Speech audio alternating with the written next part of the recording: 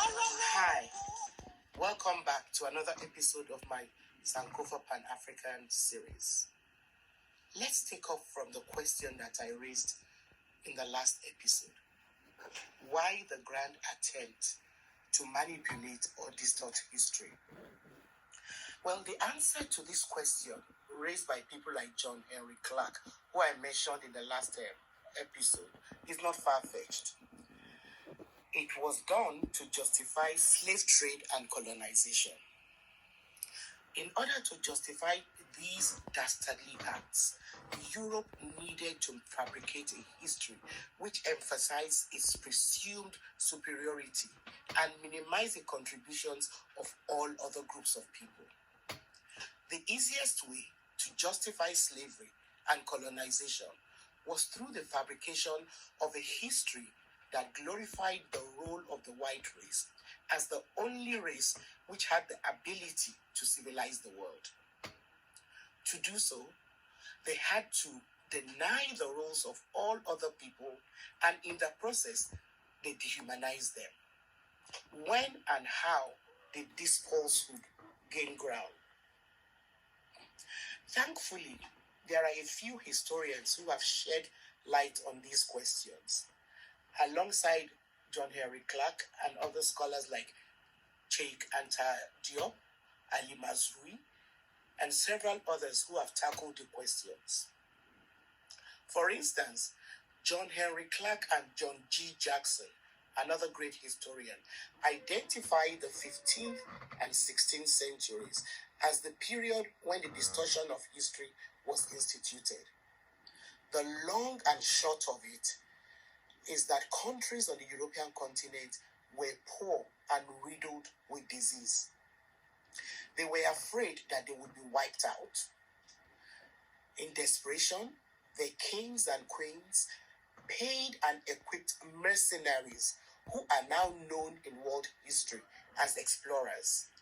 They financed them to go to continents like Africa, the Americas, and Asia, which were less populated, had and still have way more natural resources.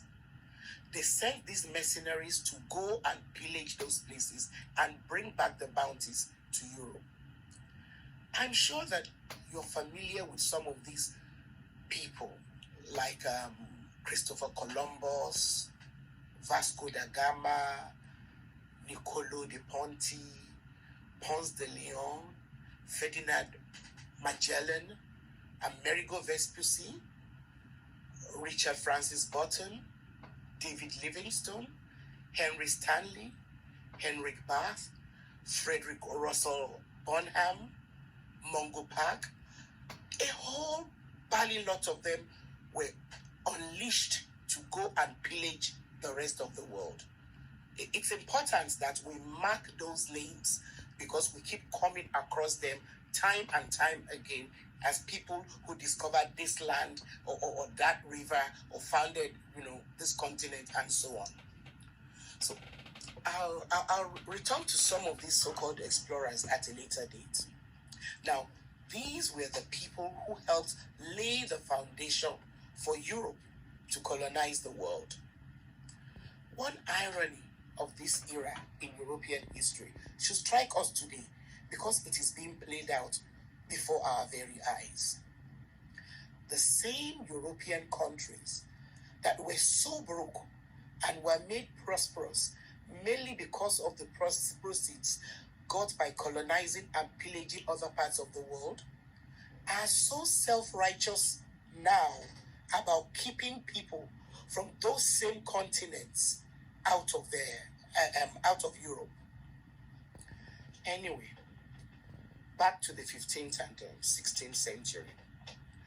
It was the same period when Europe needed to extend itself to Asia and Africa that the claim about racial supremacy became institutionalized.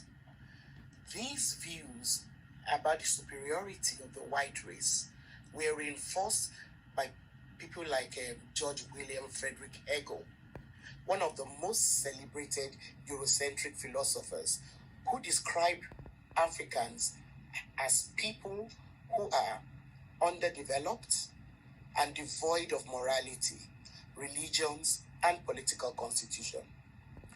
People like Hegel helped to justify Europe's enslavement and colonization of Africa because Europe's territorial ambition needed a deliberate policy to colonize minds by falsifying history. One of the ways that they did this was to put forward the lie that ancient Greece was the cradle of civilization. However, as Professor Ali Mazrui points out, the civilization of ancient Greece would not have been possible without the Egyptian civilization. This is because the Egyptian civilization was earlier than the Greek civilization. Rather, Greece borrowed heavily from the Egyptian civilization. Even within current academic circles, when some Eurocentric scholars are forced to concede that the Greek and Roman civilization, which followed the Greek one, borrowed heavily from Egypt, they very quickly put forward another lie. They claim that ancient Egypt was completely isolated from the rest of the African continent, and so it should not be seen as an African civilization. Some even go so far as to try to claim that Egypt is an extension of the European continent. On the other hand, it is more historically accurate to trace the contributions of Black Africans to ancient Egypt than to link Europe's claim to the Greek or Roman civilizations. If you're suffering from a growing prostate and always running to the bathroom to pee, you must see this.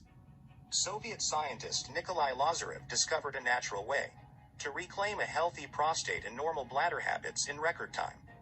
Did you know prostate problems have nothing to do with your age or even your testosterone? They challenge claims by Eurocentric historians who project the idea of Europe as the forerunner of world civilizations. Palmer and Colton prove that even the very word Europe did not exist during the Greek civilization, and it was hardly used by the Romans. As a matter of fact, the Romans considered all other Europeans as barbarians. Now, in addition to twisting history, some Europeans over time have also continued to present their culture as if it is superior to other cultures. It is one of the methods used to dominate, colonize, and dehumanize people. If we look closely at history, there are many examples of how this works. Like I said earlier, the Romans conquered most of their neighbors and used a system of cultural negation to keep them down. The Roman Empire pushed forward the idea that they were superior to pretty much all the nations that we now recognize as part of Europe. It is therefore not surprising that when these other countries that emerged to now form the European continent and were then forced, by the calamities that I mentioned earlier on, to find ways of surviving and enriching themselves because they lacked natural resources and all of that. They also used the system of cultural domination which the Roman Empire had used against them. The British, French, Dutch, Portuguese, Spaniards, all of them used variants of the same system of oppression and domination. It does not matter whether the colonial policy was through direct or indirect rule. The intention was always the same. The aim was to subjugate, and dominate through the colonization of the mind. For instance, the French actively did this through a process of assimilation. The French had an underlying policy which allowed them to suffocate the cultures of the people under their rule. They implanted French political, economic, and cultural ideas. Through this process, the colonized people were taught to aspire to become like the French people in order to obtain full French citizenship and therefore full humanity. In other words, they equated French citizenship to humanity. Now, on the other hand, although the British did not call their system assimilation, their approach was not really different from what the French did. I'll give you an example from Nigeria. In Nigeria, Lugard perfected a system which allowed external military and tax control to be operated by the British, while other aspects of rule were supposed to be left to local people and traditional rulers, who were then either coerced or forced into becoming puppets who served the interests of Britain. Another way through which the British colonized the minds of the countries that they ruled was through the imposition of the British educational system and the use of the English language. The British deliberately created a class system which was based on people's ability to ape, to imitate them. In other words, how well a person was able to speak the king or queen's English determined how civilized the person was. Imagine how much time our forefathers spent learning to act and sound British just so that they could be considered enlightened people. Meanwhile, this was done at the expense of their own oral and other cultural forms of education. I hope this proves that as Africans and people of African descent, we owe it to ourselves to actively engage in challenging biased histories about Africa.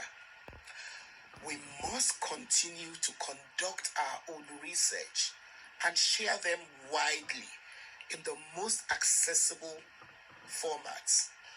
So if Africa is to make any significant stride towards any major form of development, our history cannot remain exclusively within academic circles.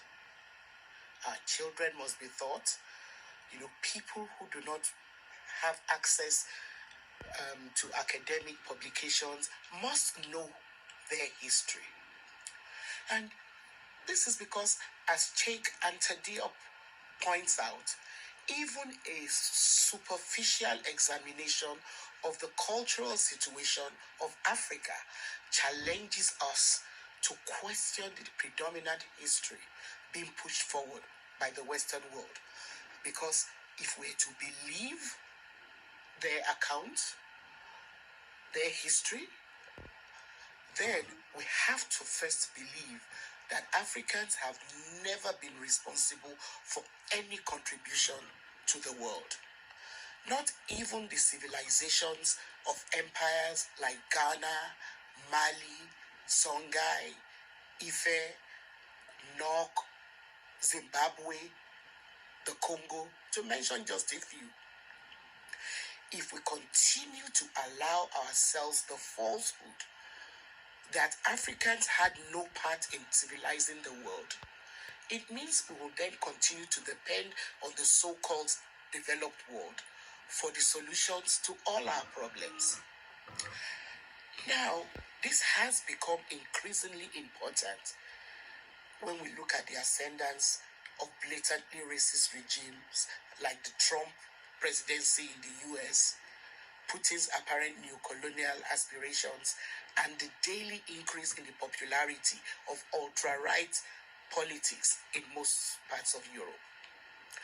Again, we need to find ways to challenge China's aggressive economic colonization of Africa.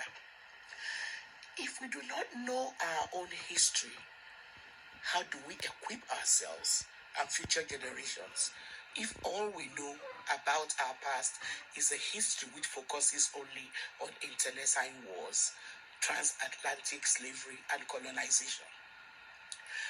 As the Igbo proverb made popular by Chinua Achebe puts it, a man who does not know where the rain began to beat him cannot say where he dried his body. I'd like to expand this proverb by saying men and women who do not know when and how the rain began to beat them cannot know how to dry themselves. Please don't forget to subscribe to this channel if you have not already done so.